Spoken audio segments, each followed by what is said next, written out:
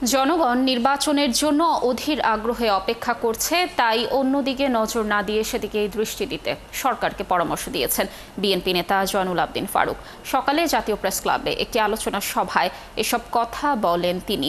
জয়নুল আবদিন বলেন, গত 3টি জাতীয় নির্বাচনে দেশের জনগণ ভোট দিতে পারেনি।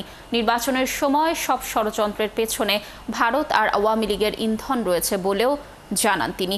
এছাড়া যারা দেশের ঐক্য নষ্ট করছে তাদের বিরুদ্ধে রুখে দাঁড়ানোরও আহ্বান জানান জয়নুল। একই সাথে ফ্যাসিস্ট পতিত সরকার যেন মাথাচাড়া দিয়ে উঠতে না পারে সেদিকে নজর রাখার আহ্বান জানান তিনি।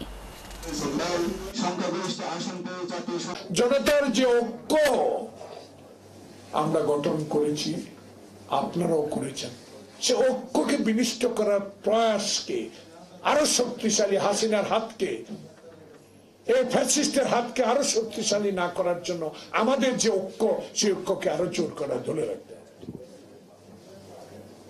সকলের তো একটাই আশা, একটা নির্বাচন। সকলের ইচ্ছা একটা নির্বাচন। 16টি বছর কেউ নির্বাচনে ভোট দিতে পারেন না।